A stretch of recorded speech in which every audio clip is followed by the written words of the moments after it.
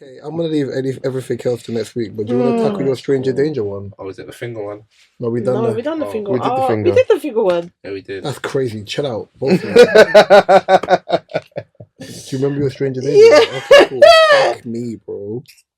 You want to do the finger one? Tech time, the doggy. Can I do the hey? Pause. Smell my finger. No, Okay, want so I wanted to know. I think there's mayonnaise in it. What's going on here? What's going on here? Deep breath. Okay, so what's everyone's fault?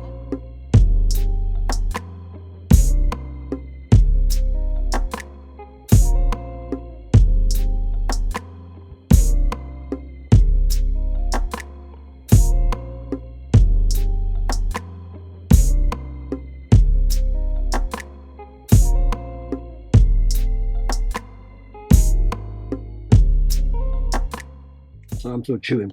Let's have it real. Do you want me to be testing theirs now? No. All right. Let's have it real. It's been a while since I've said this, which is probably an understatement. So if I F up, I do apologise. This is episode 210 of the DSP podcast with myself, Rhys. Who do we have in the studio to my right? Mr. O. Hey, ho.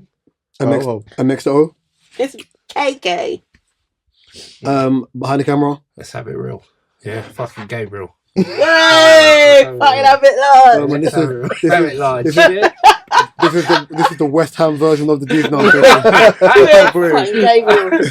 Bubbles, Fucking mate. Gabriel, innit? Yeah. Bubbles, Yeah, fucking yeah. bubbles. As you're the last person I spoke to, Gabriel, how you doing? Yeah, I'm good, man. I'm good. I think I'm becoming used to this new routine of coming to this studio and everything. And I'm not. Fuck me, bro. This is I'm finally leaving a plantation in December. So Yeah. looking forward to that journey. saying goodbye to Marcel. Yeah, man. Like the real talk, like, give Massa a little. We love. in the water. Do you know what it is? It's something. But it's crazy because I was speaking to Marjorie about it, and I was saying, I finally feel like a man doing it. I don't know, sometimes, yeah, and you will know this, Rhys, the kind of age we're at, where sometimes you think, I'm still young. I could do something else. Yeah, like, it's like, I'm still young, and it's like, you realise, but then again, you're a grown adult and you're cracking on. But your side hustle's also making bread as well, so that helps. Yeah, that helps. My main thing is, I just want to be in a position where everyone, all my loved ones and everyone that I have in my life that I know has potential to do great things is just in a position where they're not subject to a 9 to 5 for too long. Because it's damaged my mental health, and I know it's definitely damaging a lot of people's mental health. And when I say damaging my mental health, I don't mean like I'm suicidal, but Are you sure? drive. Yeah. Like there's a lack of drive. Like when you finish work, I know everyone experiences this. When you finish work and you get home and there's that lack of drive, you have to do something, but then you're tired, or you can't get your mind to kickstart what you need to do. My schedule was so chaotic that no matter what, I'm still gonna go. Like work yesterday was a hazard. I sat down. I was about to take a nap. Like after work, I said, "No, get up." I did stuff in the house and then went football. But and then felt more like your brain has to switch over. But even still, though, right? Because this is what I learned recently, speaking to a therapist about that, right? So I used to have a job where that was how I was. Like, so many things to do, so many things to do. So as soon as you're done, your brain is still moving at 100 miles per hour. You're still... And I never had time to just reset and just collect myself and be like, all right, cool. Chill. Like, I never had time to actually chill. But I think now I have time to chill. Now that I can see myself leaving this whole 9 to 5 stuff, I'm finally chilling, looking after my diet a bit more, for example, doing things that I wasn't doing before. Holiday. Where, like, I'm looking at something, and I you know me, I don't believe in, like, so it's even good that you said that, because that's something I'm looking at. So, yeah, man. Yeah. So that's how I'm doing. Happy to hear that. I want to know how you're doing, because we ain't heard from you in a while, and yeah, man. Rhys, Yeah, Rhys is back in the stew. Yeah, Rhys is that guy, man. We need to find out what you've been up to, because we've caught up with everyone else. I've caught up with O and Mark and Kadia. Like, what's For me, it's been like I've been here, but like in spirit, because just not in person. I've been like still behind the scenes doing this stuff. I'm still editing or whatever, Still but it's working, more like thing. life is busy, work is busy, coaching is busy. Yeah, football. So like, I think it's been like teams. The team I'm coaching are undefeated this year. Is it the same team? Yeah. My Sunday team I'm coaching. Yeah. With that Alonso flow, I like that. Yeah. What are you doing? 5 in the back. Nah, we. Are you parking the bus? Nah, I don't park no bus. The most experienced players in my team are my centre backs. Okay. Everyone else is young. We pumped one team 11-0 in the cup on Sunday, and we drew with them 2-0, 2-2 the week before. So that was Red Dead Redemption. It's like an improvement. You can see the the boys are getting better. I think for me, like, as long as I kind of told them what my expectation levels were for the beginning of the season, and I said if there's a drop off, you'll know. But I've also got like a loaded squad as well, so like everybody's got competition for their spot. So it means like you have to be at your best, or even a steady 7 up, or changing the rest of that stuff. So it's fine. Have you considered like documenting your journey, even on? Because one thing I've realized is when I go on TikTok, I watch a lot of the football related stuff on TikTok. So I follow like the Sunday League teams, or guys that mic themselves up when they're on the pitch. And I got some guy called was he Grassroots something? I think he's an Asian. I think he's Arab or Asian. Arab, right? And he's cheeky, like a midfielder, right? I'd love to play it if you had me dying. But like, I watch him on YouTube and that. But I think eventually I will do it. But I think for me, I'm still at the stage where I'm trying to perfect the first part of my craft before I start adding more tools to the belt kind of thing. I think with coaching or managing, for example, you never stop learning. And I want to make sure like first season was good. I want my second season to be better. And then after that, it's like, okay, cool. How do I better myself in those realms where I'm able to be like, okay, cool. How can I get the best out of you and the rest of that stuff? Because sometimes I train with the players that I coach with. So I still got a bit about me. I'm still in shape, but still will show bits and pieces. And then after training, I'll say to players, I need to I could talk to them in the group. I need to talk to you. Can you hang about for like 15 minutes? I'm just gonna shower. Shower, boom, sit down with them, and then trying to give them food for thought on what they need to do. Like, I'm more interpersonal in that sense. How is it like? Because this was I've always wanted to ask this actually. So I'm guessing right now you're a player coach. But I don't. The players on Saturday I'm a player. On Sunday I'm a coach. Some of those players cross over. Right. Some of them cross over. Not a lot of them do. So I was gonna say, how is it when you're coaching someone? That's obviously you coach quite a few people, so that out of the people you coach, there will be a few people that think they're better than you, or think, just with it being a competitive sport, someone that thinks they're better than you, or someone that thinks they're more important to the team than you. How is it coaching someone like that? Is it like, can you coach someone like that? Yes. For example, right? Because I look at the dynamic of Ronaldo and my man, Ten Hag. Yeah. And there was just it couldn't work, right? Was Ten Hag ever a player? I don't know. I don't know. But even he probably would have been. You know, I feel don't like know. He might have been, but like you see, the problem is, with I've never been at the elite level to break it down in that sense. Yeah. But I think with someone like Ancelotti, who was a player and he was an exceptional, he was a good player. He was a good player, and his CV speaks volumes.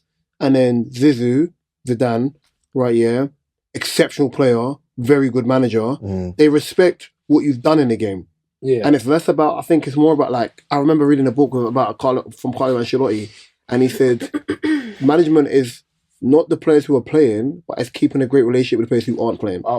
Yeah. So with me, I think it's more been a thing of when I first got given the role to coach, to manage, I never wanted to be a manager. I always wanted to be a coach.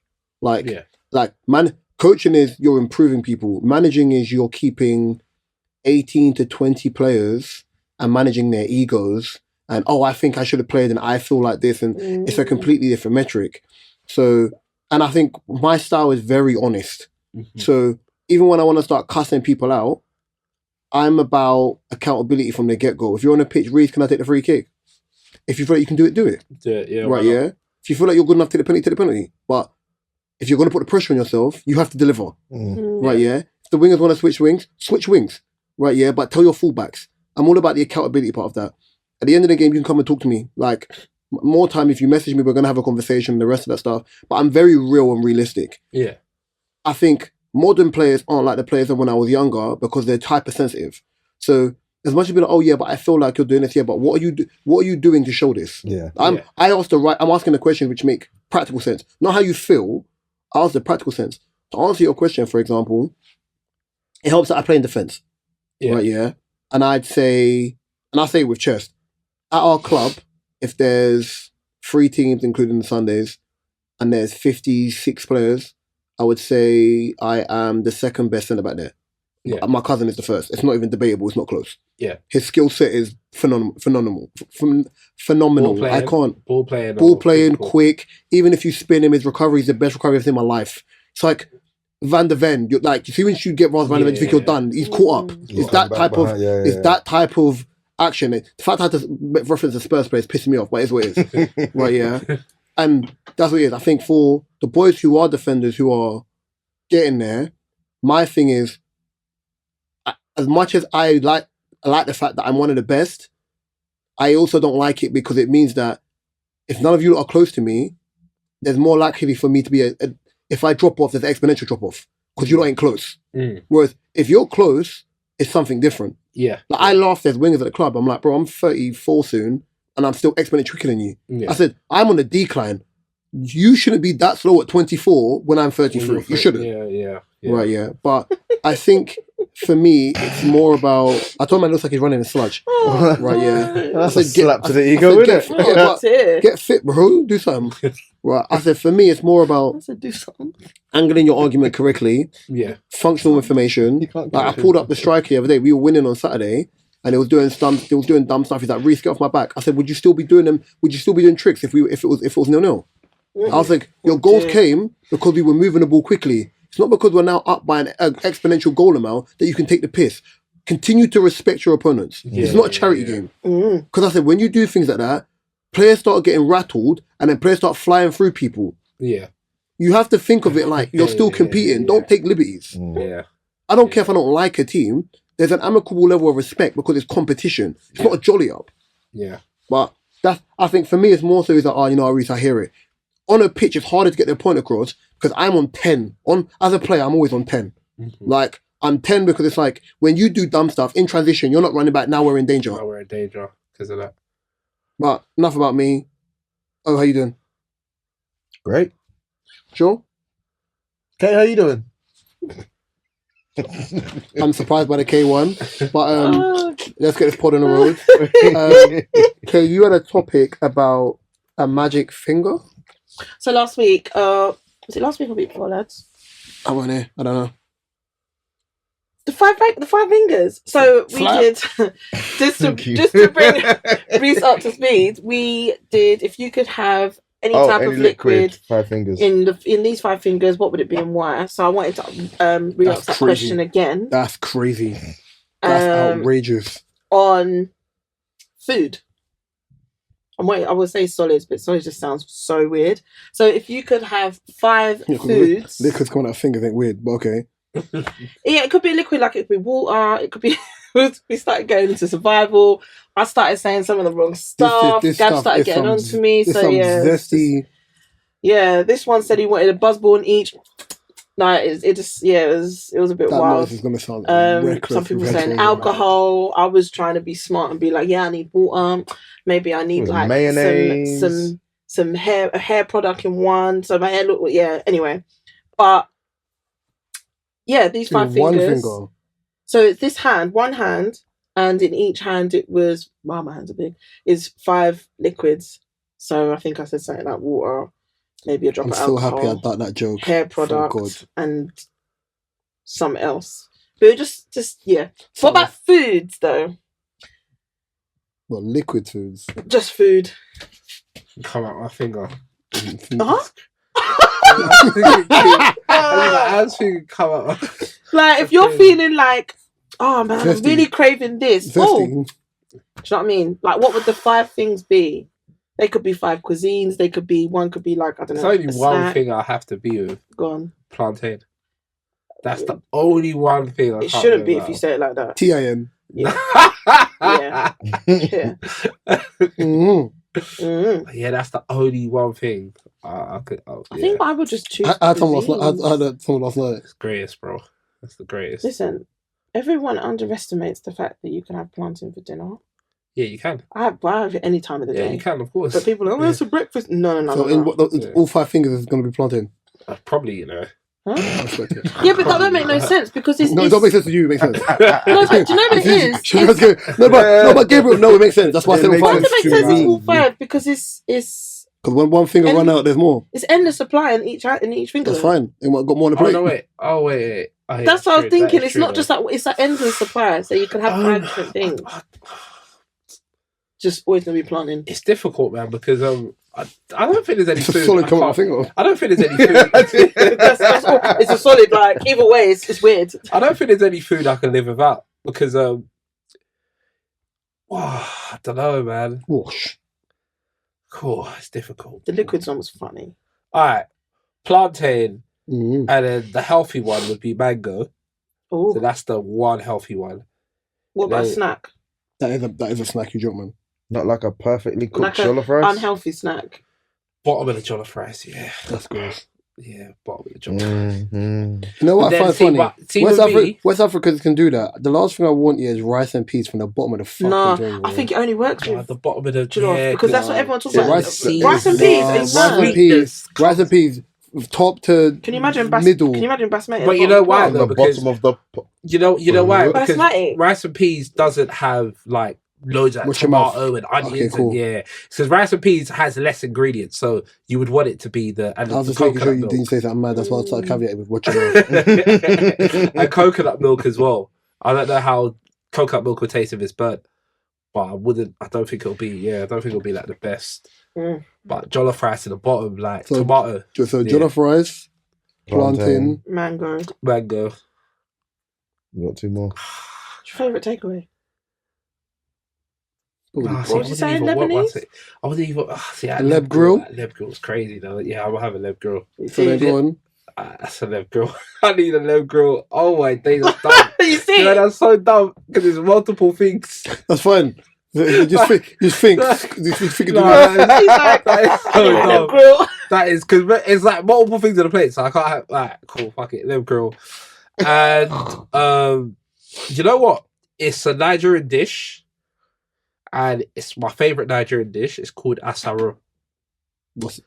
It's like yam.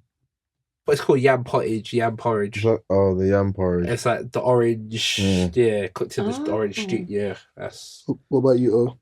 Alright, jollof rice. Shock. Lobster garlic butter. Okay. Mac and cheese. Yuck. Said it wrong. Ooh. A damn good taco. Oh. Give me some tacos. Nice cheesy pasta. Yuck. Nice cheesy Kidia? pasta. I thought you weren't going to say it. In a cheese wheel. Shut up. Go on, Katie. Shut up, because I've not got enough fingers, okay? You want me to go first? No, I was saying for pasta, because it will be pasta. No, macaroni pie. Good girl. The right way. Has to be done the right way. And I know wet macaroni is nasty, bro. I know exactly that's what ew. type of concoction. Yeah, but you said macaroni and cheese. It's macaroni pie. Yeah. Because macaroni pie and mac and cheese are different things. But you know, mac and cheese is like the runny. No. That's what it's like. Macaroni and cheese is the same. No, it's not. No, because when some people do macaroni and cheese, they make it like macaroni and cheese. I've noticed and there's people that make it like macaroni pie. Caribbeans call it macaroni pie. I don't know what Caribbean is. I'm not Caribbeaners, but continue. You know what I mean. You guys call it... No, because if I eat mac and cheese here, I can tell. When it's like... The difference is when it's made like a solid, when you cut it and it's still solid. That's what I'm talking about. That's macaroni pie. I call it macaroni and cheese. It is... It is macaroni and cheese, pie, but the consistency is macaroni pie. It is macaroni pie. If I was to make mac and cheese, I can make mac and cheese. Don't like that wet shit. No. See the wet shit. When it's like in the middle, like mix up. It's alright because I don't like my macaroni pie too dry. Like dry. That's you put a glass Pyrex dish. That's what you're making, bro. Yeah. Oh.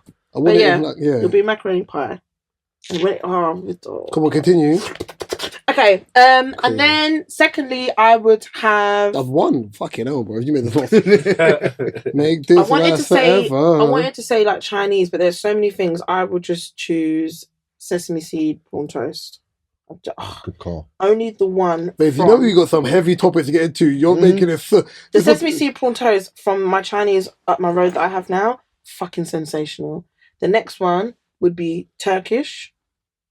Racist. Then I will just have chocolate. That's the Turkish, like Turkish food. Then I would have chocolate, and then third, I mean, there's so many foods. I think it would. 4, babe. This is your last one. Yeah, fifth. Sorry, I would say probably a jerk pork. Yuck. But specifically made by my sister-in-law's boyfriend because he makes it sensationally. Rhys? Mine will be light cheese.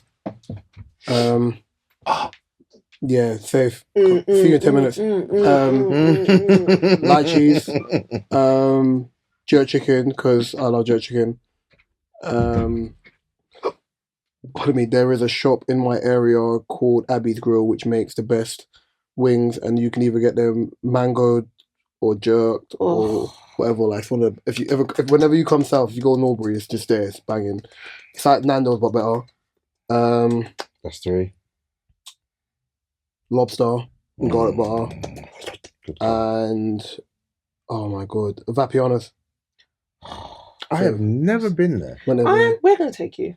I have never been there. We're going to take you because I've been there so many times, like as often as you have. On a random Saturday in December or when football's finished or whatever, we'll go. We can do it for our next social. Done. But yeah, now that's out of the way, I think. It's must have next. Now we've got the important shit out of the way. Yeah. I was like, what did you eat? Let's get to the episode. What did you eat? I have a topic. Yeah. What's the Lissabon? You had a topic. Huh? No, listen to Bone, but Gabriel's not here, so you got to wait for him to come back, innit? Alright, cool. What's this about? Oh. Okay, cool. Yeah. So, okay, when we were doing pre-prep, we were talking about people who apologise and don't actually mean to apologise. Want to break that down? Yeah, so it was basically just based on a conversation that me and my boyfriend was having. And we was basically saying, or actually, I got it off of a show, but then we was talking about it. And it's, should you apologise for something if you do not mean the apology? So, for context, I don't know, something happens, you have an argument with someone tells you, I don't know, you have an argument with like your best friend's boyfriend for some reason. I don't know why that would happen. But in that situation, and your best friend is like, look, just apologise, but you don't mean it. Should you then have to apologise for the sake of that? It could mean any scenario, but that was just a random scenario. That's not a scenario that happened, by the way. But should you have to apologise for something if you do not mean it?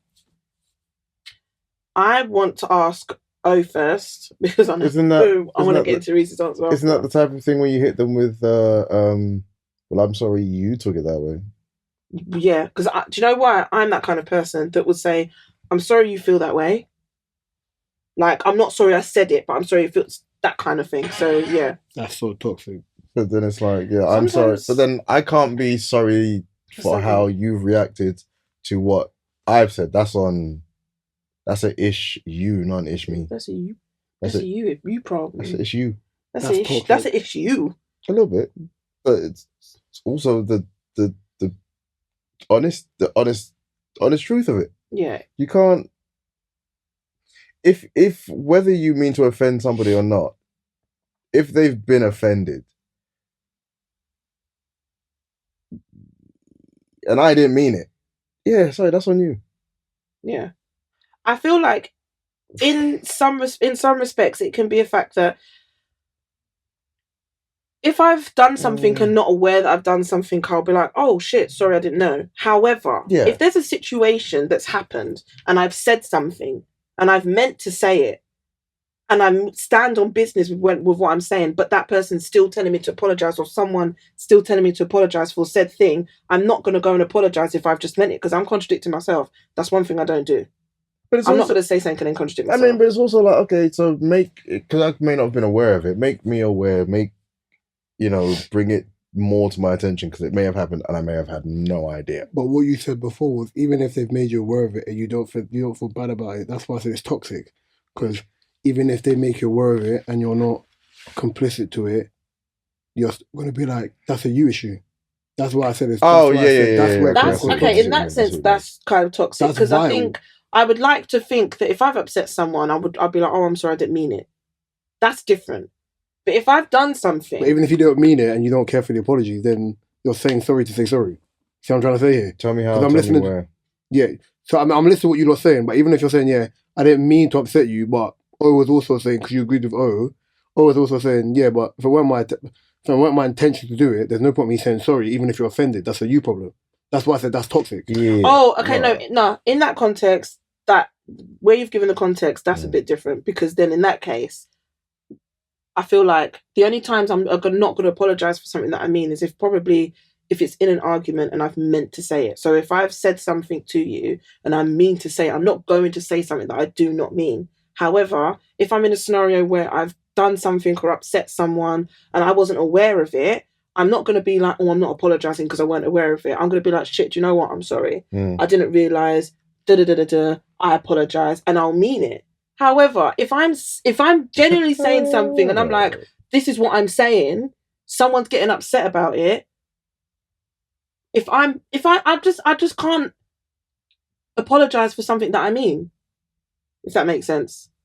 I mean, sorry, I can't apologize for something that I mean to say or I mean to do. So if I'm in an actual argument with... Even if it's offended someone.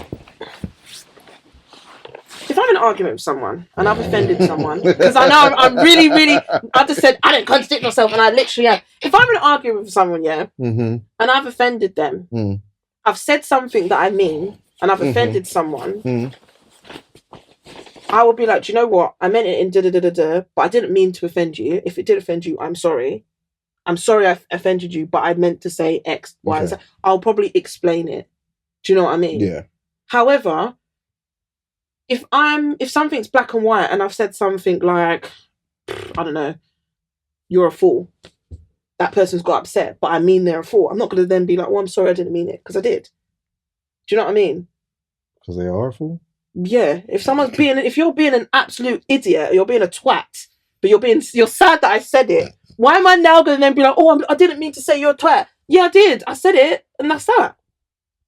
It's just a different context on how I. Do you know what I mean? It depends on scenario. As you get older, you realise the key thing here, right? Yeah, because I listened to both of you before. That's why it's good.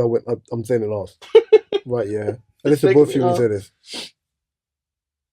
This issue, when you offend someone, and it's not personal to you lot, when you offend someone, the issue people have, not you, as in a general thing is, people listen to respond, they don't listen to listen. Yeah. So what happens is you can communicate, right, your disdain for what someone said, and most people's accountability meter switches off. So naturally they're like, but I didn't do anything. When in that moment, you shouldn't be listening to respond. You should be listening to how you offended someone. Yeah. The reason why people don't apologize is because they're responding because they feel like, I haven't done you nothing, rah. The biggest pet peeve, which you realize when you become an adult, and I don't mean like 21, when your brain fully developed, is a lot of people lack comprehension, right? Yeah. So everyone can communicate, but people lack understanding. So if you've offended someone and it's not your intention to offend someone, you should always put your hand up and be like, apologies, can you tell me what I did here? Right? Yeah. Yeah. And oh yeah, you should know. No. That's not what I'm asking. That's different. Yeah. What was the act in which I did which offended you? Because if you're friends or you have some sort of relationship with someone, what you're ultimately trying to do is you're trying to figure out what's actively happened so that for future reference, you can be things like this doesn't happen again. No, not even aware. You want to know where you stand in a friendship or relationship so that things like this don't happen again. So you know if it's like, yeah, can you stop right there? And it stagnates, it stops. So it doesn't happen again. Yeah. So it's less about the apology, because apology is not me F all to me, because everyone can say sorry. It's more the awareness as well. The awareness of knowing, like, right, you've peed me off here, and you're like, oh, okay, like, no, but what did I do here? You were out of pocket. if the person is, how am I out of pocket? You know what? Never mind. Because the response of... Because that's showing that you're not even interested in listening to what you did. But then again, that comes with the listening to react, not listening. No, sorry, the listening to just respond. listening to respond. Like some people don't do that, which I get. It's like, let me give you a caveat. For example, if someone goes, "No disrespect, but disrespect is sorry. Disrespect already because you've said no disrespect, but no. If you caveat with no disrespect, but or I'm not being rude, but you're about to be rude.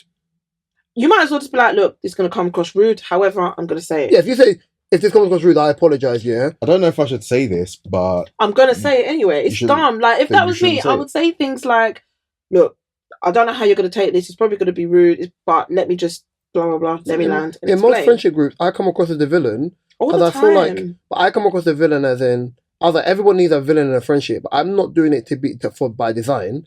I think in a lot of situations, I think people are happy living in a space of ignorance where everything is nicey, but there's an underlay of an issue that nobody wants to address. Yeah. I'd rather address the issue and then we work from there.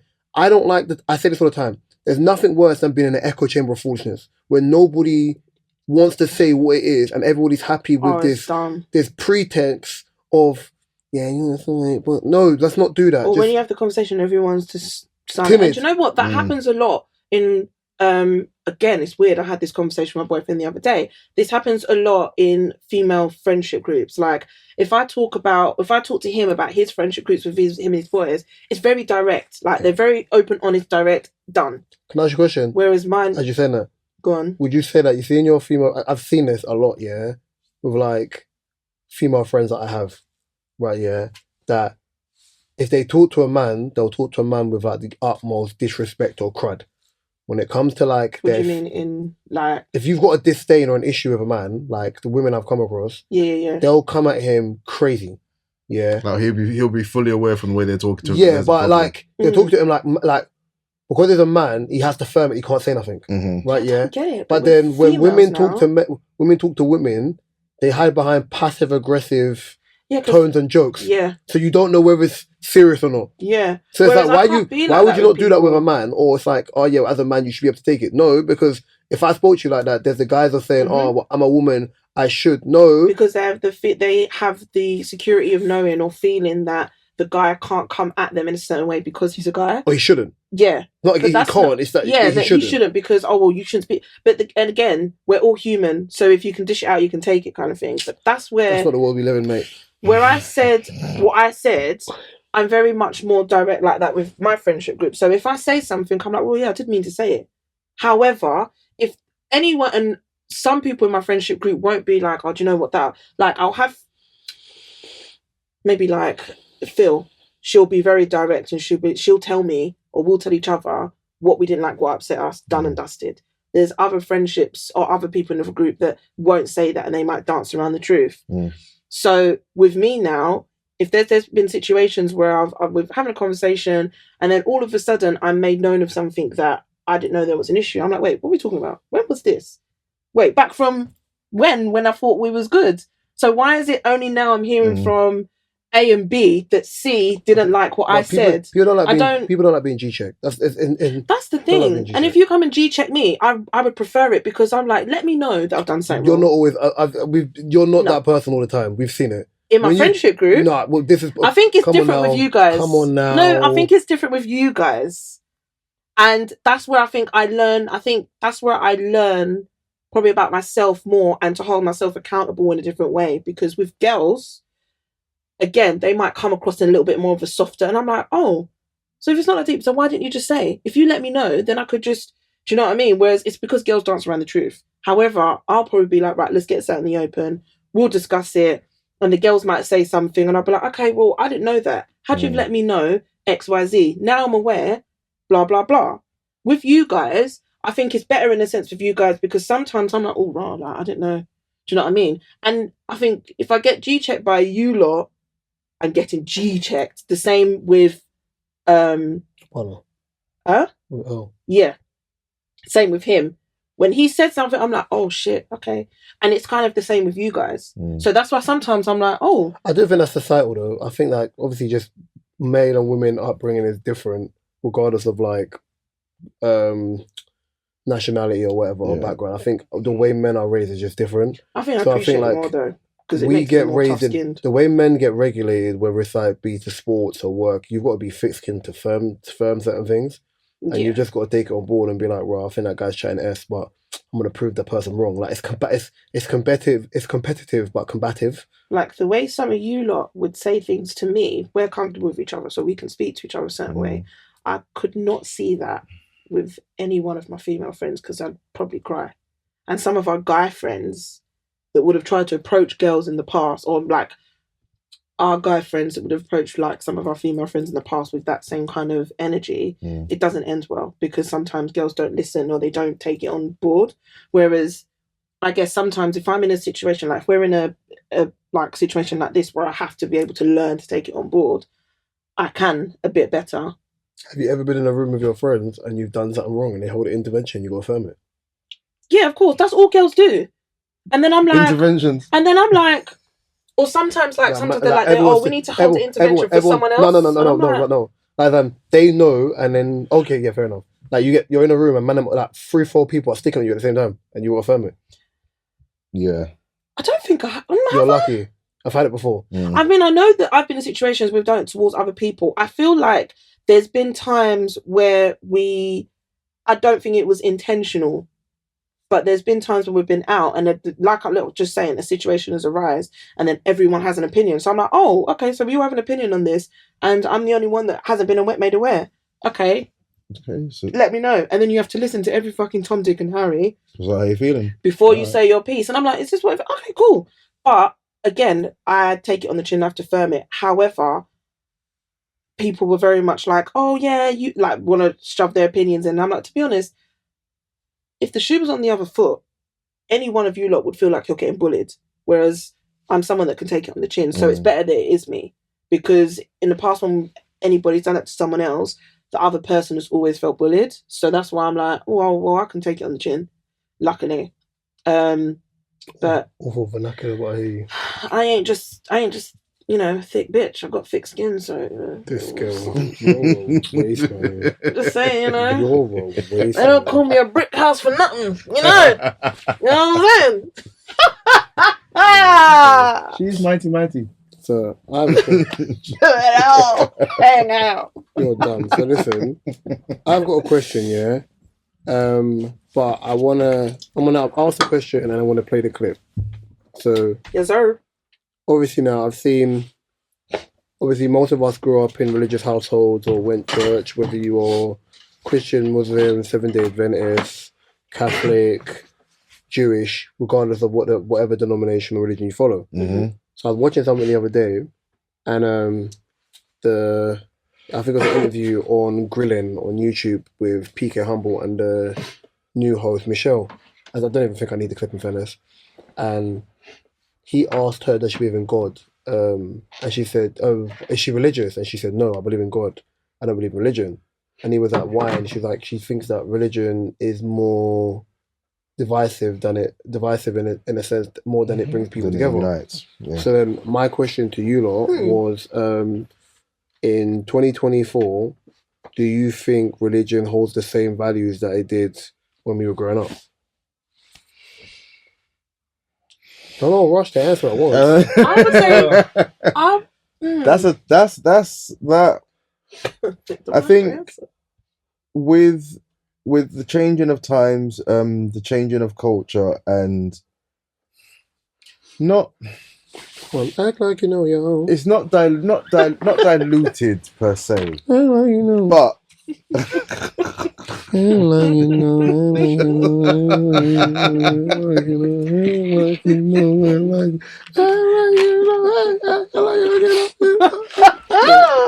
Go on. It's a choose. That's not even my favorite one. Never gonna be. Oh, wait, that one. That's my tune, bro. My God. Because I think with wow, our parents and their parents, how they were their parents so steeped in religion that in these days where the religion isn't necessarily in a church anymore. It's on your phones. It's in posting. It's in being viral. So it's the same credence that was given to religion and held in religion isn't. Say people don't do getting up in the morning on Sundays and having to go to church, whether you liked it or not, whether that was good for you or not. We'll talk about that later. But it was a part of a routine that was being religious ritual. You know what I mean? So that something that when you then get older, you're then remembering, and then maybe you do it, and then you just keep it going. But I don't think people see religion the same way as it felt when I was growing up. I was old school Catholic church, and as I've gotten older, it's become more about, back in the day, it was very rare to hear that someone's just gone into a hall and say, "Yeah, we've got a church. Yeah, Holy Communion. This is our church." Yeah.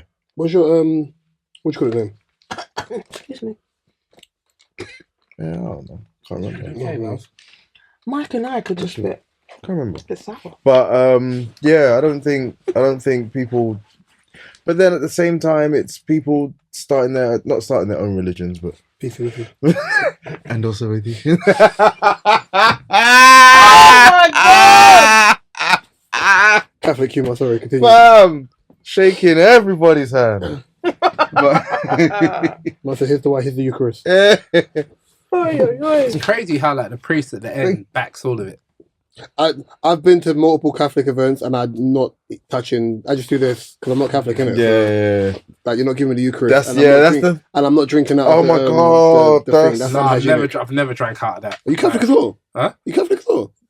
Technically, yeah. Oh, yeah, but I got baptized. Memories. That's how people get herpes and that. Like, you gotta be careful.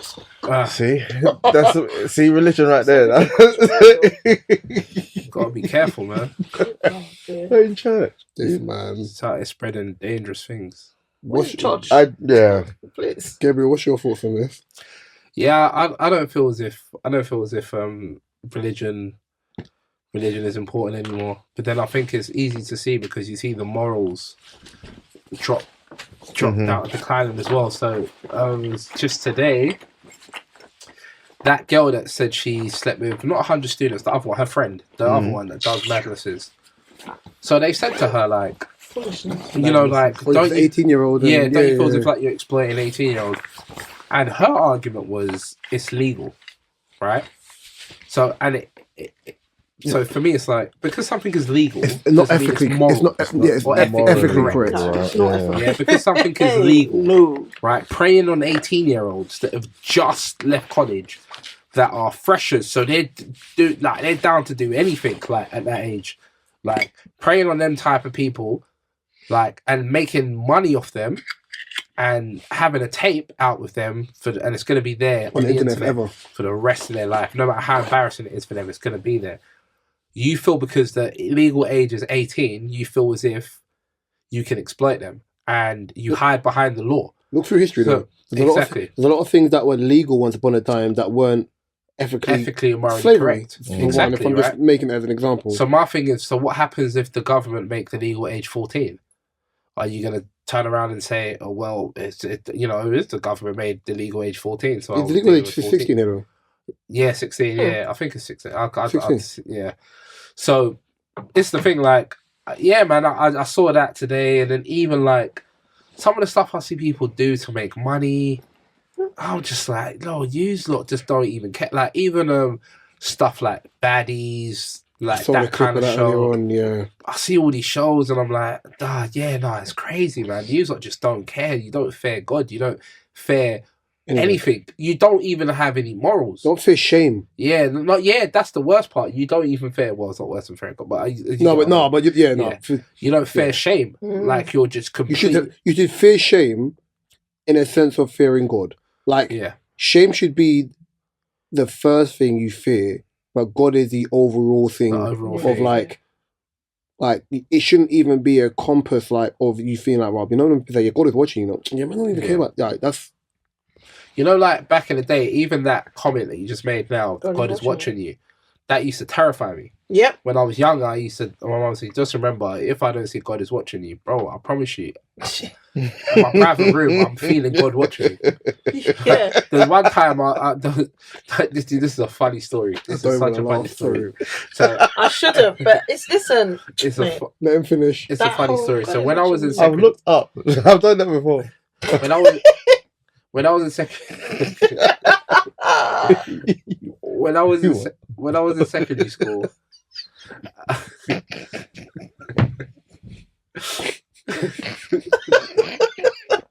Has Rhys put his hood up? No, listen. That is literally the meaning of I'll put the fear of God in you. Gabriel, finish yourself, please. Yeah, like this one's even wild. So I remember, secondary school, like, cool. I'm in year 7, year 8. And then you're on MSN, blah blah blah blah blah, and you're on webcam, and you're chatting to, and then girls want to find out about themselves at that age, and you're at that age, or blah blah blah blah blah. So I remember one time I was on webcam to a girl, and we was just chilling, like, obviously cool, and then stuff you do at that age, whatever, cool. And there's a picture of my mum's dead mum. Wait, why did I say that? Your grandma. My mum's mum. My grandma, yeah, my grandma. But she's in the living room, and like my parents was upstairs, so they're sleeping. Like, calm in the living room. I'm on webcam. I just see my grandma. Look at this fool. Yo, I've never disconnected so quick.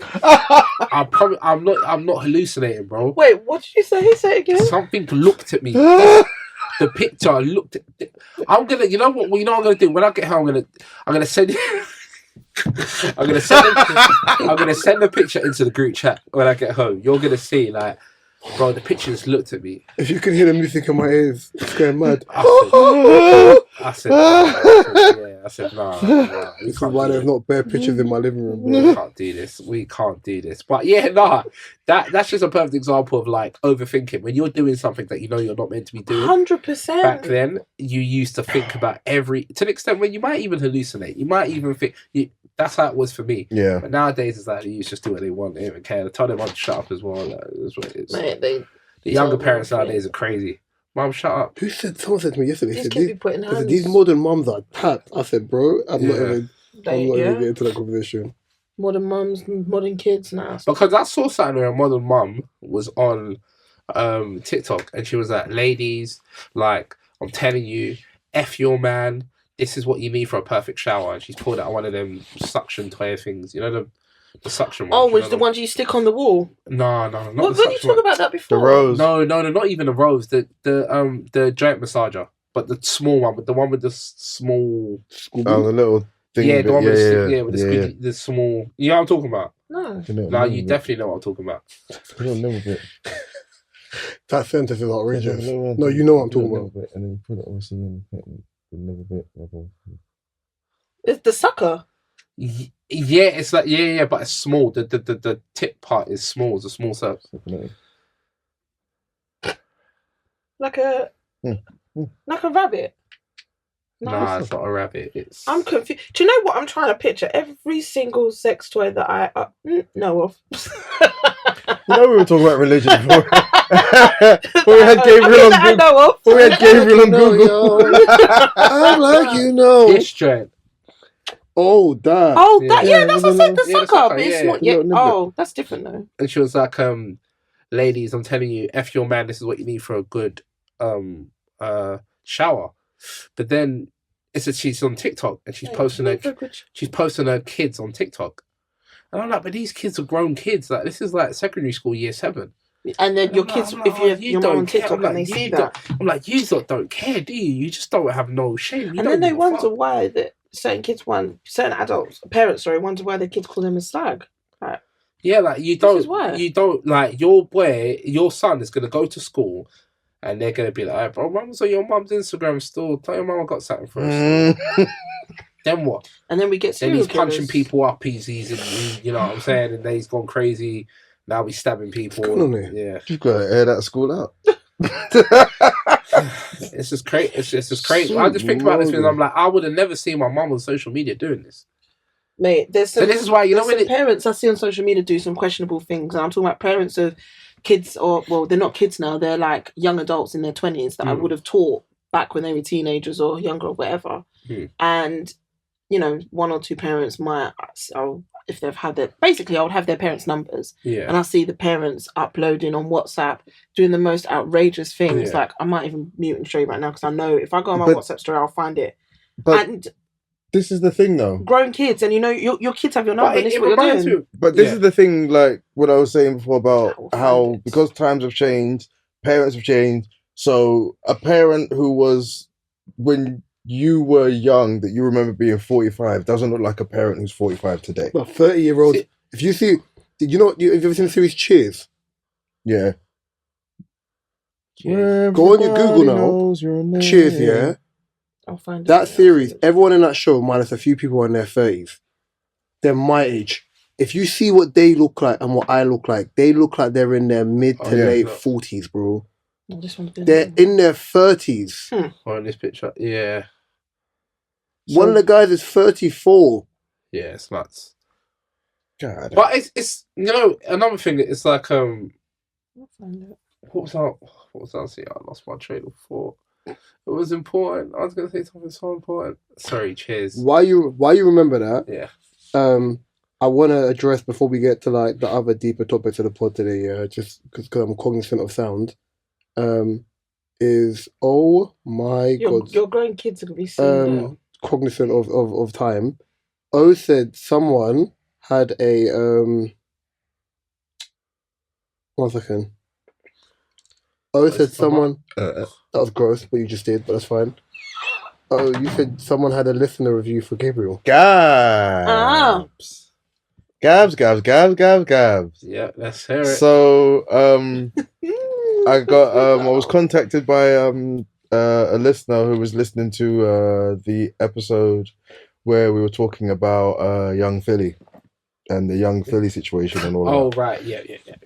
And they were like, who's the guy like behind the camera? You can't see him, but you can hear him. I said, oh, that's Gabs. Like, yeah. What is he talking about? How did he? What did you say again? How? Yeah, I'm trying to think of what happened. Somehow we got in. You turned the conversation from the whole young Philly thing into single mums and single mums not teaching their children not to get into situations and things like that. And then she was like, "Well, why is it always got to be about the single mums? Why? What about the dads who are not there?" You made that whole conversation kind of go from young Philly to just talking about young mums, and then she just kind of went off, and then she was like, "Oh, like how?" And then she went into how old is he? What does that matter? What my comment? Yeah. And then I explained like the whole situation and how the conversation kind of got there, and you know. He's a young boy. But what he's still learning. No, but he's not a young boy. So why does that matter? He's a grown man. What does that matter? I think people hide behind that age argument. Who's a young boy still learning? Gabriel. I've definitely learned enough to address this. What it seems he could be like, 21 and have the mind of a 40-year-old. bro. What it seems like is okay, cool, right? And this is where accountability comes into it, right? So the person that you were speaking to, my sister. Okay, cool. So your sister. What it seems like is she was failing to understand my point on accountability, right? So put it this way, right? Oh, my leg. Sorry. Told you, comprehension and communication. Cool. Me and Rhys have a business together. Yeah. Rhys abandons me. He doesn't care about the business. He's out there. He does not care about the business. He wants That's nothing. Just not my problem. He wants nothing to do with the business anymore. Gabriel talking shit, right? I'm aware Rhys has left the business, and I'm aware Rhys has nothing to do with the business anymore, right? But I chose Rhys as my business partner. Accountability because I chose your decision, yeah, because it's my decision, right? Now that Rhys has left, right, and I'm looking after the business. If the business fails, I can blame Rhys all I want, but he doesn't care because he's not there. And ultimately, the business still got to run because it's still got to run, and it's me running the business. So because I'm the person running the business, it's failed as a result of me not running the business properly and me picking the wrong partner. Right? It doesn't mean Rhys isn't to blame, but what's the point of blaming Rhys? He doesn't care. He's left. So saying you're gonna blame, like, why would you blame the single mothers? Why won't you blame the fathers? Okay, cool. First off, we live in a day and age where women are online preaching that you don't need a man. So what are you talking about? Women are online preaching you don't need a man to do anything. You could be a single woman. You could Not do all both women. jobs. But I'm just saying this is the narrative. This is the narrative. It's not the rule. It's just the general speak, which is the loudest voices. Exactly. This is when the narrative. People talk about men go on. A lot of men don't go on the internet and argue with it because it's a waste of time. Mm-hmm. But then the rhetoric is because we don't speak, it must be true. No, it's just I think men don't speak because at the end of the day they feel like it's going to be a lose-lose. You don't argue. You don't argue a point. You don't argue a point with people that don't want to hear facts. It's no point. And they say women, I said people, just to clarify. People just don't want to hear both sides of it. People just think that only their side is correct. And the thing is, it is unfortunate that it is always going to fall to the single mother if she's the only person in the child's life. But if you're the only person in the child's life, who else do you want to be responsible for your kid? I said something over there. I said, with accountability in that argument, we have the single mum debate or single dad debate or just dual parenting debate. Everyone's like, yeah, but men don't take the whatever. And I said, yeah, but the elements of that as well. I was like, the accountability comes from if your child's here, a man should look after his child. That's it. Cool. But in the scheme of that, depending on when you're with that man or not, you also got to look at it like you chose this person. So my argument's always, oh yeah, I've got great intuition and the rest of that stuff, and I know thing. I said you had great intuition, but you picked the wrong person. That's my argument. I'm just saying that. That's my argument. Everyone's like, oh, that's a bit mean. I said no, but it's factual. You picked the wrong person. Your intuition can't be perfect. Yeah. If you pick the wrong person. And then but he showed one thing and he showed something else. The caveat of that would be that, but it's not my fault for who I pick. But then you say it's not your fault for who you pick, but then you're saying you have the intuition side of it. So and not even that though. It's just as plain and simple. You are the only person left in that child's life. Yeah.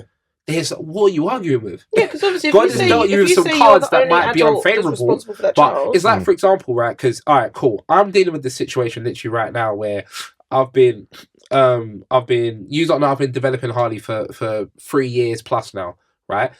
Everyone that was in the label originally that joined has left. So it's just me dealing with her by myself right now, right?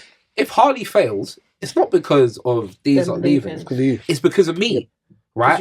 As the coach, I have to face do you know what I'm saying? Yeah. And you're under a contractual thing with you as well. A manager can't turn around and say, I lost the game because all of my players walked out or all of my players are injured. No. What you fielded lost. Yeah. Regardless, we don't care about the excuses. It doesn't mean I don't feel sorry for you that you have to raise a child by yourself and there's things that you would have to do that you might not know how to do because you're by yourself and you need support. I understand that, right? And I can't say I don't feel sorry for you, but at the same time, bro, do you know how unfair the world is? Do you know how unfair the world is right now? In Congo, there's a little 10-year-old boy that has to look after his 6-year-old sister because his parents got killed in a war. There's crazier things going on than raising a child with the right way. There's kids that are being forced into this role. They're not complaining. They're just getting on with it. So that's the way I look at it. Not that, and it's the thing, I hear what your sister's saying, but I'm not blaming the women. I'm just saying the only person in that child's life has to take responsibility. You can't argue accountability. I think that's the thing. In life, you can't argue accountability. I think naturally, in the Western world, it's the default setting for people to argue the cards that they're dealt. And I hear it, but in the grander scheme of things, you live in the West and you're given a better opportunity to do well than people who don't. Right? So, like, I know people from the Caribbean or people from the motherland who aren't given the same tools to their toolbox and still manage to build a house. And I don't mean it in a literal sense, but they still manage to do something without it. I think there's elements within society, men and women, where there's always an excuse for why they can't do something or why they choose not to do something. And then when they fall into a rut, it's like, it's always someone else's fault, and there's no prefix of being like, you know what, I can kind of see where I went wrong here, but this has got to get done. Let's be clear. Single mums are the strongest people ever. I was raised by a single mum, but I never heard my mum complain, right? I never heard my mum badmouth my dad, even though she wanted to, She just got shit done. I think naturally, naturally in modern times, right, boys my age and younger are better dads than our generation of dads. They're just better because they understand. They understand, of course. They understand. Yeah. Don't get twisted. There's still a plethora of people who are piece of shit dads within every generation. It's going to be how it is. But I say this all the time. The accountability part comes from a man will tell you the type of man he is, right? Yeah. If you choose to continue to pursue, knowing that guy presented that, where do you put your hand up and say, you know what, my bad, that's on me. Yeah, I don't want kids. But you're still letting man bareback. I always say as well, when you go into your body, you know, he ain't going inside him. If it was going inside him, I guarantee you it's a completely different story. Also, when you go into a joint venture, always think what would happen if one side of the party, if the other party collapses, right? Never go into a joint venture that you can't cover if the other party collapses, because then you're in trouble. Because naturally, things happen. It can pass away. Yeah. Because if anything can happen, so anything can happen. So life is just unfair. Football. Obviously, shout out to Auntie. You know, it's all right. I can't tell her. Shout out to Auntie. I don't know if you cut Rhys, yeah? He was like, I was like, okay, the person who said that, he was like, yeah, my sister. Do you know why he said that? To stop any disrespect. Yeah, but I'm not disrespectful. I think he was just acknowledging what you say, but I can see my sister. Yeah, no, I wouldn't. And I don't even think your sister's incorrect. I think your sister. She's talking from the vantage point where she's from. Yeah, and I think as well with the podcast. Remember, like we just talk. Like sometimes it's just I know I'm off camera, so it's just off the cuff, right? But I get what your sister's saying. But my thing at the same time is, you can't really complain. You're in that situation. You're the only person in the child's life. So if something goes wrong with that child, you can't blame the person that has completely left it. You can, but there's no point. Last thing I'm going to say on that. Energy wasted. Yeah, it is. Last thing I'm going to say on that is there's a philosopher, I can't remember who it is, and he said, you can't win over immoral people with moral arguments. Facts. So saying to someone saying to someone who's run away, your fault for my child going to jail. Okay, so all right, cool, wicked. All right, now you got to deal with it, and I'll live my own life. Okay, cool. They don't care, so that's why I don't bother blaming people that aren't invested in that situation or that don't care about that situation, because it's kind of like the whole thing of okay, cool. People say this thing of you need to teach men that they need to learn to leave women alone. No is no, blah, blah. I can't teach all men. I can teach my sons, and I can teach my daughter. And what I can teach them is, listen, going out in the world is crazy. So please just do whatever you can to protect yourself at all times. Protect yourself. Do this to protect yourself. This should not happen to you. It's wrong that it could potentially happen to you. It's wrong that I need to have this conversation with you. But at the same time, out of love, and because I love you, I'm going to let you know, listen, when you're going home at a certain time, don't walk through that alleyway. With that, Kania, there's an alleyway there, right? The first thing I said to Mark is, Kania can't be walking out that alleyway by herself. He was like, of course. Like, that was the first thing. That was the first thing he said. Mark's always like that. He's like, did you walk by yourself? I'm like, no.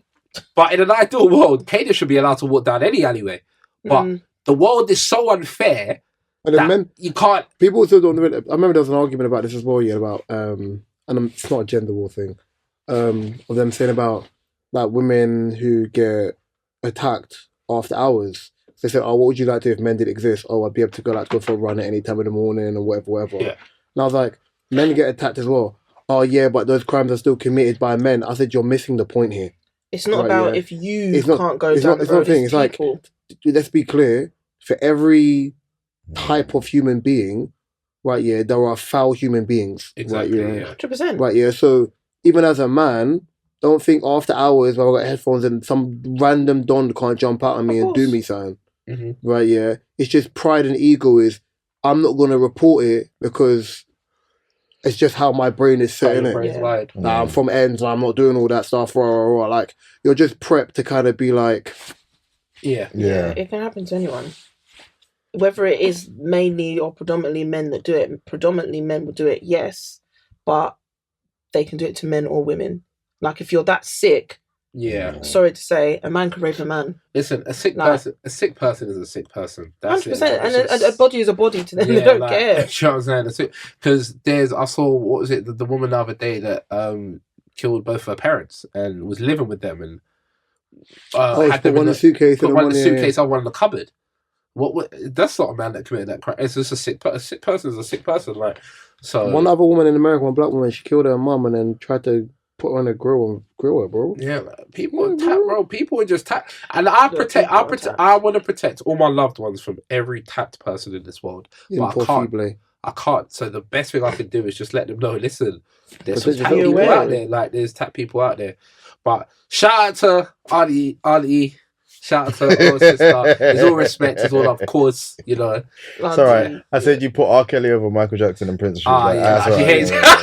She hates me. She said, I know what kind of guy this is. We're already done. He's a lost cause. It's got to sit on the fence, bro. He jumps across. What's it, Mexico? America. 100%. Speaking about America and obviously the UK, yeah. Do you know what intellectual property is? An intellectual property? Yeah. I can guess, but I'm not going to. Isn't that something that's owned by... You're the sole owner of? Yeah. Okay, yeah. Do you think people like it? I'm gonna break down my thought process. No, I know. We know you're going somewhere. It's just... I think people lack intellectual property. Yeah. When it comes to information. Like critical thinking, yeah. Yes. So obviously we live in the UK. We've had our own election in the last few months, with Labour winning over Conservatives. I knew you were going. Conservatives on paper now look like the most how can I word it, diverse party, because they've had a Nigerian leader now, Kemi. Shout out Nigerians. Shocking. This guy. The only thing she's done so far to piss me off is to tell me that there's no racism in the UK. But then I don't like David Lammy and he works for Labour, so I can't say nothing. Yeah. The Nigerian media, they dislike because she thinks she's not Nigerian. Of course she doesn't. Oh yeah, guess what's on the other day? Dawn Butler. Where? In Covent Garden. I went for dinner and as I was leaving, she was going to the same restaurant. I looked and I was like, it's Dawn Butler. I was like, I swear. But obviously, the American election was recently, and the original Tan Man, the original Bobby Beige, the billionaire Bobby Beige, known as Donald Trump, Mr. Cauliflower, came back and won it again, and Kamala Harris didn't.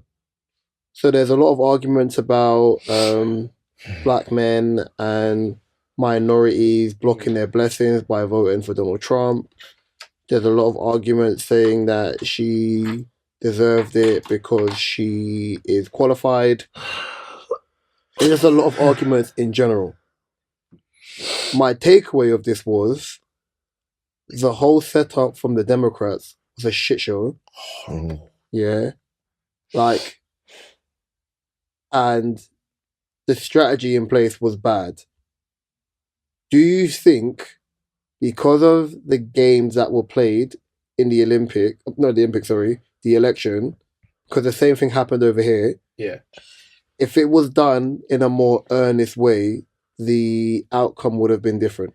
Yeah. Potentially. 100%. Oh, God's sake. Of course. Yeah. All right. From the start, they were disingenuous. By the way, do me a favour, be as honest as you want to on this. Yeah, no, 100%. From the start, they were disingenuous with the public because we could all see Joe Biden's health was declining. And they tried dementia, innit? Yeah. And they tried to make it seem as if he was okay to run for president still, right? Which was disrespectful because the country can see what's going on. The world can see what's going on. Also, we did see Kamala for like 3.5 years while he was Exactly. Yeah. Exactly. Now, he's been forced to pull out. And tech time. Yeah, pause. Yeah, and then you never would have made it. and then you've put in Kamala, right? Whether she had to work hard to get, I don't know, in it, but you've put her there anyway. Cool, right? Kamala's now there, and she has to create a campaign in a short space of time. I think in 100 days, but because she wasn't prepping herself for this situation. From set time. Right? She's really, you can actually tell by the way she talks.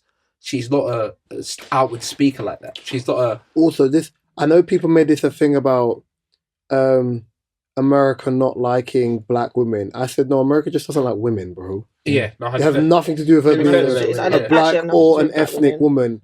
Because Hillary didn't win it either. They just don't like they women. Just don't care. Yeah, they just don't care. I'm not. The whole thing is, I'm not gonna, as a black person, I'm not gonna put the race card on this. No, America as a country has told you the type of place it is, and people still think they can play the game. It doesn't work that way. It doesn't work that way. And I think she had to create this campaign, and 100 days. She didn't think she'll be in this situation, but she's ended up in this situation, and everything is all helter-skelter. First off, the first big red flag with the campaign, and I can say this, right, because I do social media management for a company that gets paid to post her campaign every week, and I'm telling you, it's a good amount of money, right, that they're paying. But the stuff they are posting is all propaganda. Oh, dear. Some of the things that, that page posted actually got flagged for misinformation, right? So my Facebook, my Instagram, was flagged for bullying or was it misinformation? And I remember saying to that guy, "Listen, we could lose our page because of it." Cool. I mean, yeah, cool. But right, let me go back. Right. Yeah, I would, you know what I would do to that. Yeah. But right, my thing is, she was too busy trying to convince people why it's dangerous to vote for Trump rather than why they should vote for her. Yeah. That is the biggest mistake you can make. Don't point fingers because there's accountability. He tried that. And he was like, but you had the tax breaks. He's like, yeah, I have tax breaks, but guess why I haven't said anything? Because the same tax breaks I have, some of your rich friends have. Right, yeah. For you to air me out about it, and for you to change that, it affects them as well. He even said something about she'll be in jail or something. I remember it was like a viral. But my thing is, don't try and win something by pointing fingers. But do you think she went that angle because she thought going the angle that she should would be like going the angle she should, as in pointing out all the areas that people should vote for her wouldn't get her the votes. She panded to the wrong crowd. In real life, unless she tried to reverse it. She panded to the wrong crowd. In real life, you can tell the sort of person she is, right? Very little accountability. Yeah, but miss, I was talking because he was talking. But miss, what about him? But that's the sort of person you could look. Even the way she talks, how childish she comes across, the constant laughter, cool. You can actually tell the sort of person she is, right? She never once said, because the question is, okay, cool, you're talking all this rubbish about you'll do this, you'll do that, but you've just been in power for 4 years with Joe Biden. You've done none of the things that you're saying you're going to do. So instead of pointing fingers, tell the American people why you lot have not managed to achieve all the stuff you suddenly want to achieve now. Simple. Congress. They just want someone. Yeah. Also, you just need someone a bit more truthful. Congress. Don't go to interviews. Don't do interviews where they're in your favor. No. Why not do it, Joe Rogan? People want to hear you talk for 3 hours, no script. They want to see how intellectual you are. They want to see how genuine you are. You know the thing with Trump. Trump is one of the most genuine guys in the world. He doesn't care. He doesn't care. That's why people like him. Trump doesn't need notice to do an interview. That's why people like him. He doesn't care. And if Trump was to contradict himself, he'll be like, okay, well, okay. Trump is but what are you going to do about it? Yeah. People forget, before Trump ran for president, Trump was one of the most liked billionaires on the planet. Like, by black people. There's a lot of black people that like Joe Biden, that like Donald Trump. And the thing about it is as well, is people are like, oh, you're blocking your blessings by voting for Kamala Harris. Now, I know people felt away because Joe Biden, why keep calling Joe Biden? Donald Trump kept calling her, not Kamala Harris, he kept calling her Kamala. Yeah, he kept calling her Kamala. Yeah, Harris. Kamala. Yeah, he said when he first met her, Kamala. He does it. He's a prick, and he does it on purpose. He said when he first met her, she said she was Asian. It's only in recent years that she's come out and said she's black. Right, yeah? My issue with her optically, I'm not an American citizen, so it doesn't bother me in the same capacity. In the lead up to her presidential run, she came across like she was blackfishing. Like, she wanted black people to vote for her. Bro, do you know how wild it is to have someone come on the stage and say that Puerto Rico is a trash island, and a lot of Puerto Ricans still voted for him? Because they're looking at the bigger picture. See what I'm saying? Trump can be as honest as he wants. He can say I want to say it's honesty though. it's openly cheeky. Yeah, and he gets away with it. I should say. Because where America or a country right now is Trump is a man of the person. He has a criminal record. He's a multi-millionaire. He has the convicted felon. Right, yeah. He's been shot. Like he has cases pending. He has cases pending. Right, yeah. He is a person that's naturally been able to. You see the world change from being a reality TV star. He comes from money. Ultimately, like he's doing what he does. Kamala Harris has been around, and the thing is, especially with Kamala Harris, especially if you're trying to pander to the black vote, you've been around black people because you used to date Montel Jordan. A lot of people know who you are anyway. You openly admitted in the run-up to the last presidential campaign that you smoked weed before, but you also was in a high government position where you sent a lot of black men to jail for misdemeanors, right? Yeah. Jamal Love is one of them. Shout him out. So then, the point is, it's like the choice is: do you vote for the man with no political experience who comes across as a tosser, or do you vote for the woman who's got 20 years of experience who could do more danger? My ultimate argument was, which I say to people as well, but as I said, I'm not an American citizen. I live by the term, better the devil you know than the devil you don't. 100%. Right, yeah? Joe Biden and Kamala Harris can do more danger to the average human being without you ever knowing than Trump does. Trump can, because he'll do it in front of you. Because Trump's just been like, yeah, we're building a wall. China, build a wall. No wall was built, no nothing. He was just being a draw out. He was just being a draw out. China's gonna build it. These people, that's hilarious.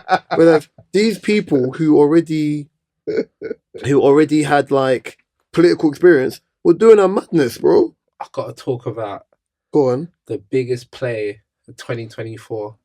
What, make this? It makes you happy. Talk about this, because I have this conversation with women in my life all the time, and I ask women, I'll say, would you identify as first black women? Do you identify with your race more than you identify with being a woman? Being a woman. Yeah, I identify being a woman because men this, men that, blah blah blah blah blah. Okay, cool. Right. Sorry, not a crib. I thought from Firebreather. This is where it gets funny, right? Do you know Kamala Harris lost because 50-something% of white women, the same ones that were convincing you reproduction rights, feminism, they voted for Donald Trump. So hold on a minute. The same white women that have been convincing you lot for years to be feminists, and men are the horrible ones, they've gone and supported their guy. And they've left Kamala Harris out to dry.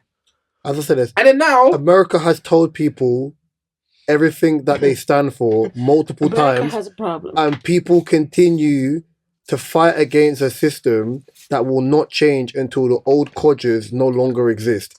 It's set in place, bro. You can't expect change from a country that still doesn't want to attack its gun laws. The same country that 2 years ago had more mass shootings than there were days in the year. You have to understand the demons you're battling against. As we said earlier on, if I know someone is, pardon the Jamaican term, mad, sick, Edna good, and I can't, and the term you used earlier on, if I know you lack sound understanding to have a general conversation without emotion, this is going nowhere. Nowhere. I just find it so crazy because one a comedian on the Welcome to the Culture feed said, so white women told black women to their face they're voting for Kamala Harris because they're scared, and then behind closed doors went to go vote for Donald Trump. This is a big lesson for everyone that wants to do sister girl, mother, sister girl. No, bro, shut up. It does not work because white women have their own pattern. They don't care. They understand how to protect their man. They're telling you the men are the most dangerous people in the world. Donald Trump is the most dangerous man in the world, but then the majority of them still go and vote for him. That should show you when it's time for them to protect their man. It depends on your definition of dangerous. No, but in general, right? A lot of the rhetoric about Donald Trump, right? Online, it is white women, for the most part. White women, liberals. But guess what these liberals did when it mattered? These white liberals. They backed the winning side. They backed Donald Trump. They didn't back Kamala Harris. But I thought, that's my black sister girl.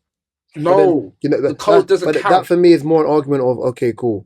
If I put you in a situation where it's like you always want to finish on the winning side. As we said, Kamala Harris had Cardi B come outside and talk for her. She had Megan talk for her. It's mad. And she had Beyonce talk for her. This guy had the richest man on the planet talk for him. And Elon Musk. Bro, that's chess.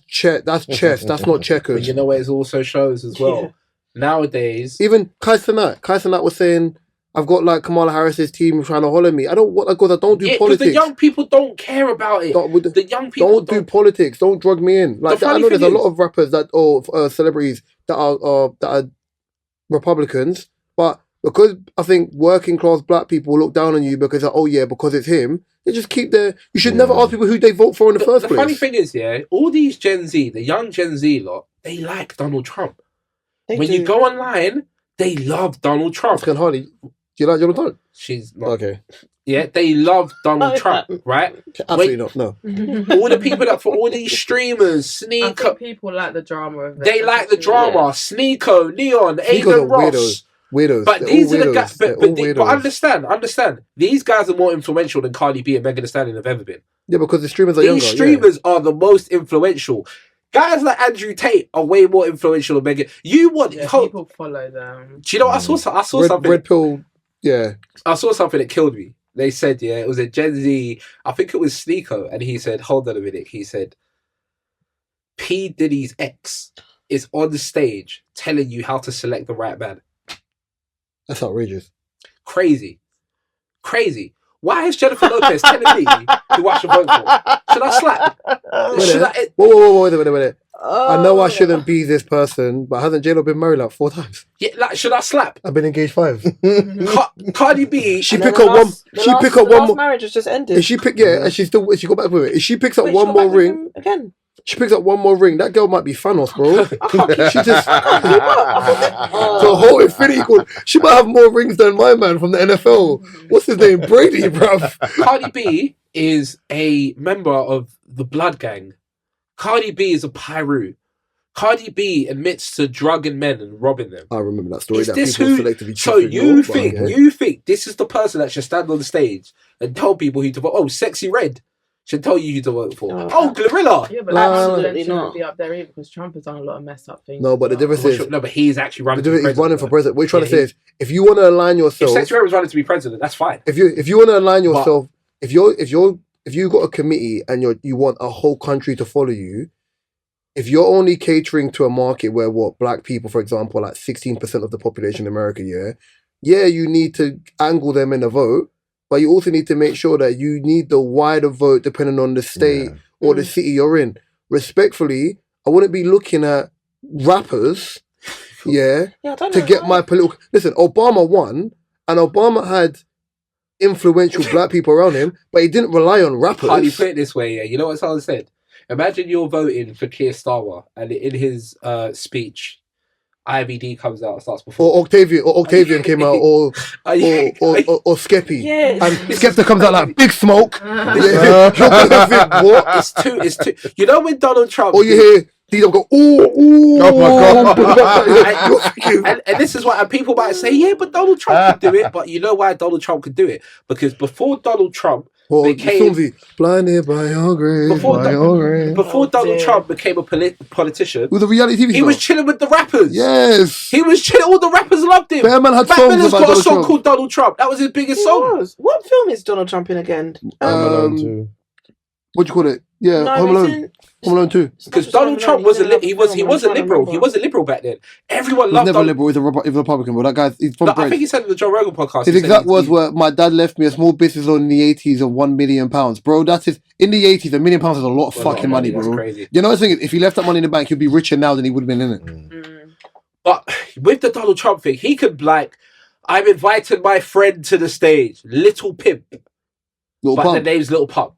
Donald Trump is funny. Yeah, he can do stuff like that. Do you know black people cancelled Chrisette Michelle because of her singing at his last inauguration? In this era, it wouldn't work. These Gen Zs won't cancel you for that. Yeah. They won't cancel you for that. But Chrisette Michelle ain't had a song since I think it's over now, to being your girlfriend. But even still, the Gen Zs made that pop on TikTok. They made it proper. So, but yeah, my thing TikTok's about to be banned in America, so it makes no difference. Because the Biden bill. Kamala, you tried, but I think it was the wrong campaign. I think what you should have done is never tell black people ever again that you, as a grown woman, you wash greens in the sink, in the bath. Don't do that again. We don't believe you. And also, she's always been banging on. She's always been banging on about her Indian mother, but she's never mentioned her Jamaican father until now. It's time to vote. I need to see your Jamaican father, because one thing about me is I understand Jamaicans can be Indo-Caribbean. So you're not going to trick the world. Let's see the pictures of your father. Let's see how he looks. Guyanese people and Grenadian people let's see the pictures. Like you're not gonna lie to people. Let's see the pictures of your dad. You're so Jamaican. I've seen you dance. You're not Jamaican. That's crazy. All right, Drake. Shit. Not Jamaican. Wow. I know a lot of like people from like the motherland who are from like dance-centric countries who ain't got a lick of rhythm in their body, right? No. Dancing is different to rhythm. Oh. She has no rhythm. She can't tap on beat. She can't do, because Nigerians don't dance. We just do a little rhythm, a little two-step. We just do a little jig. Why did the arms come up? Really, that's what we do. Literally copy and paste. We just do that. We just I don't have predominantly African friends. That's I know. But her coordination is mental. Footwork on top of it. Her footwork doesn't. But anyway, listen. That's crazy. I said her footwork is crazy. But anyway, I'm kind of glad that Donald Trump has won, because all the people that say, "What are we gonna do when Trump wins?" Okay, cool. Shut up. Now he's won. Now what? Now what? What are you gonna do now? Shut up. Well, David Lammy, my favorite politician, sarcasm, was like, when he comes over here, I'll be outside posting with him. David Lammy, shut the hell up and go back to North London, man. You'll do nothing. You just shut the fuck. You'll do nothing. Cool. What's that Conor McGregor? You ain't gonna do nothing. You'll do nothing. You'll do nothing. Get the hell out of here. You'll get out. Shut up. You're not gonna do nothing. Donald Trump does what he wants, and I think people respect that. That's all it is. He does what he wants. He woke up in the morning and said, "I want to kill one of the top guys." You know, I knew Donald Trump was winning. When I knew Donald Trump was winning, you don't think I'm dumb. You see, like a couple months ago, campaign trail when he got popped, and the person behind him died. It was like, it's fake. I said no, the person behind him died, and he got clipped in the ear. He's like, my shoe.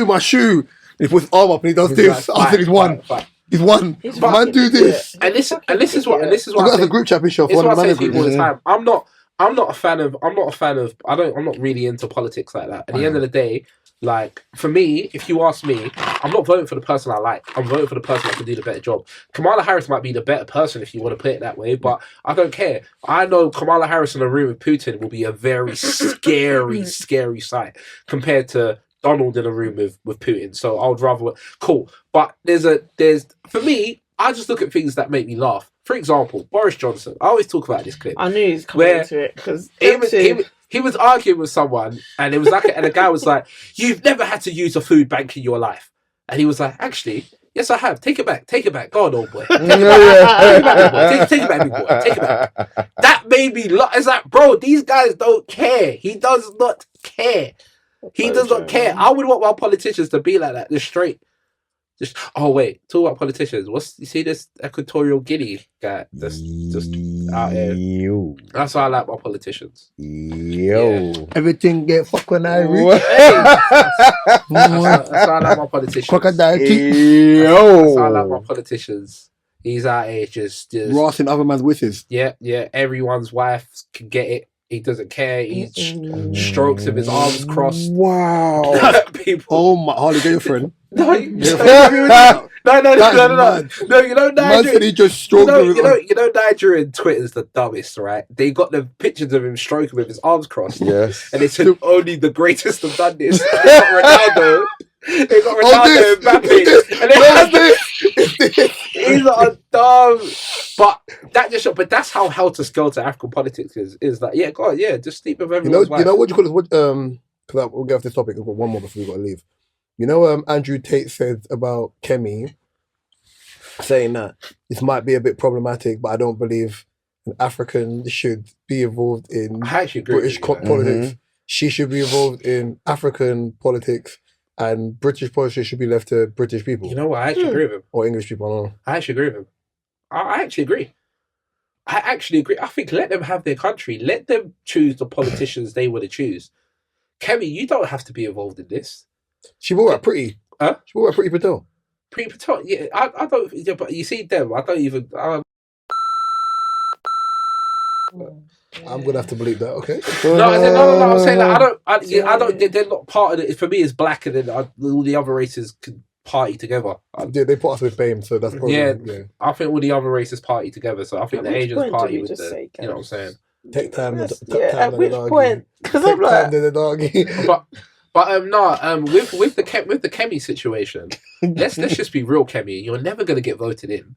So this is just dumb. They've got you there, like, because Kemi was like, the first thing what I heard her say is, she said, "There's no racism in the UK." And she said, "We have to deal with those people coming on the boats, and they're anti-Israel, and they're doing stuff to our women, like what they're doing to the women in Rotherham or whatever." But you know where I've heard that rhetoric? That's Tommy Robinson and them lot. That's these lot talking. He just went jail. These lot are the ones saying that. And people are like, oh, so she's trying to be like one of them. Kemi, you can't.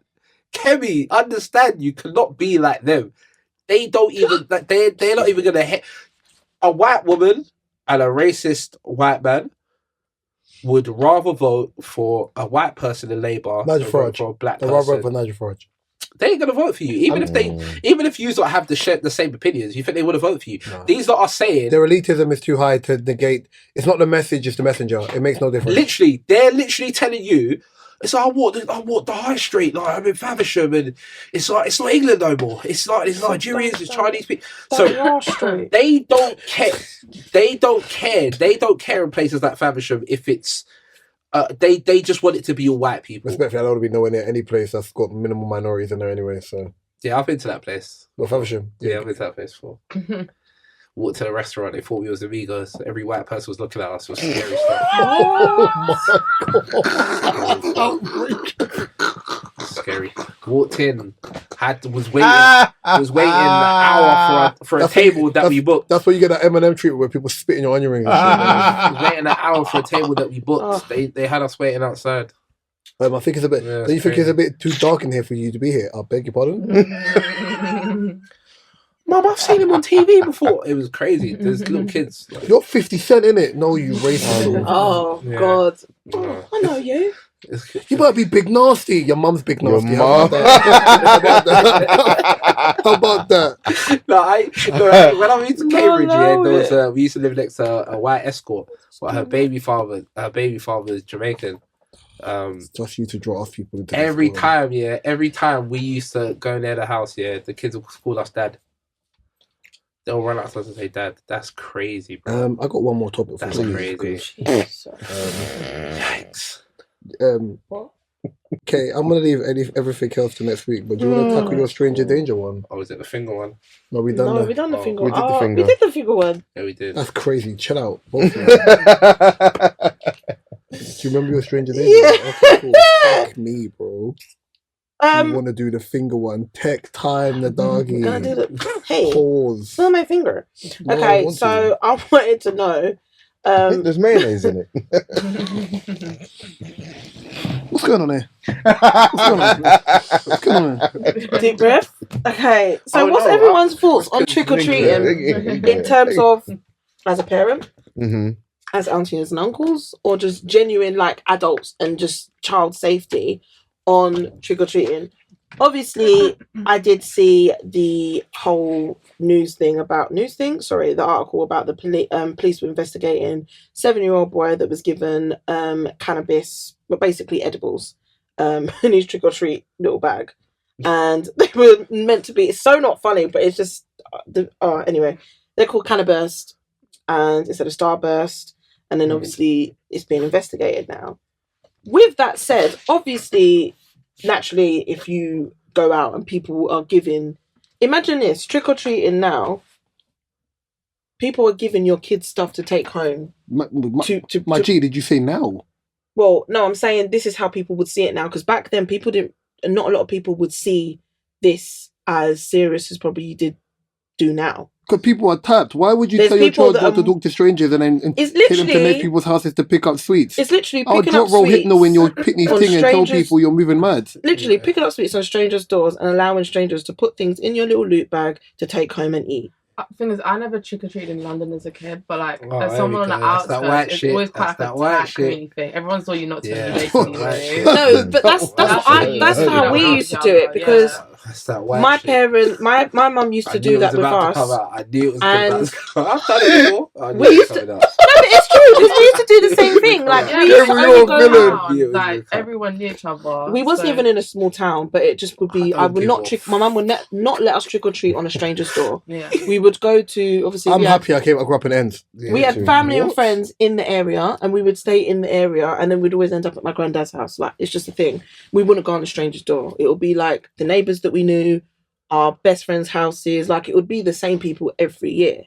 I'm just thinking like you see when it was Halloween, yeah, I had to coach it was Halloween. They was like, "Oh, Rhys, so you believe in Halloween?" I said, "I believe in God." What kind of stupid question is that, bro? Halloween. I said, you people really got to take your picnic and go knock on people's doors so they can drop tablets on you. Yeah, hold tight, you, bro. That's weird. You can't teach your child not to talk to strangers, but you can go knock on some random Gary's door, right? Yeah. Or Florence's door and take sweets from some random person. Because I'm never going to think, let me safety check this, because the people that we're going to are safety family. Check your blow wall. Do you know what I mean? But again, that's what I'm thinking. Obviously, when you say people you're going to a family, what do you mean? Neighbours. Yeah. No, we had family. We had family living in the area, so we don't really trick or treat on maybe like. So you went to your auntie's house and said, "Auntie, can I have some sweets?" It's a fun thing for kids, isn't it? Yeah, but I'm not going to a stranger. My parents wouldn't allow that. I used to trick or treat as a kid. I'm not gonna lie. I know you did. I bet you did. Respectfully, you're still a kid. The difference is you're in a small town, so it's obviously different. Yeah. But like best friends and people that we've grown up with. But we never had nothing happen with us. Because no one ever got like. I don't know, poison. Question: what year were you born again? It can't happen, but if you've grown up in a small town and that's not been normal for you, the world has become a crazier place where trick or treating used to be a literal in America. We're not Americans. We're not Americans. Guys. There we go. Are you aware now? Because I just like maybe I'm not. Don't mix me with that foolish. Maybe I'm not old. Maybe I'm the old man. Are you aware? There was a woman that used to work in a hospital. And she used to take the life of babies. Yes. And work amongst normal people. Mm-hmm. And no one ever knew it was happening. Mm-hmm. No one knew it was happening. Mm-hmm. I bet they would have said, I bet if they asked her, I know her. I used to work her. She was all right. She was all right. That's obviously how these things happen. People are surprised. They're like, oh, shit. Do you know there was a neighbour recently to someone, as I just mentioned previously, that killed both their parents and had their parents' dead bodies locked up in closets. You don't know what your neighbours are doing and what people are on in their house. I don't give a fuck how many times you say hello to them on Sunday and Monday. And as I was about to say, the world's become a crazier place. Because another thing is, I wouldn't be allowed to come home. Your parents going with you, right? Just out of truth. I think kids always go with their parents. Okay, but I'm just saying, when you get older, that's when I wasn't allowed. Let's just say, like, your parents go with you, right? What's that gonna do? Like, how's that gonna change anything?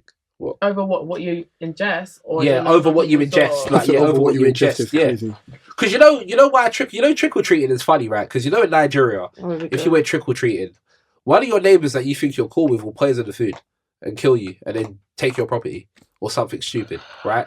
This is how This is how Nigerians trick or treated in Nigeria. You would never think of even putting off such a small. Are you okay? But this is how. But I'm just trying to show you how Nigerians think. So we're raised in a way where you're not going to knock on someone's door and ask for some sweets and just eat it. You don't know what people do with them sweet. Listen, I was about to say something crazy to make your mum look like you've not got food at home. Exactly. So then her reputation around the areas that she ain't got food to feed her children. I know something worker, yeah, right? And I was asking her certain questions about how she washes her sex toys. And she said, yeah, I just put them in the dishwasher. Yeah? She puts her sex toys in the dishwasher. This is the same house. Yeah, this is episode 2 of the Dishwasher podcast. These are the houses you can find that you're eating from. You can find a DSP on all your favorite DSPs. My personal favorite YouTube. Mm-hmm. You can find mine, Mark, Katie's information description below. You can find it on my personal favorite YouTube. Can't even remember the whole of this thing. Life is a series of moments. No, I'm joking. Love and guidance, peace and blessings. And Dr. Umar was in England recently, so if it ain't snowing, I ain't going. Mate, I've never put my shoes on so fast. Love. I've never put my shoe on so fast. So how many times is that away? Pause the button.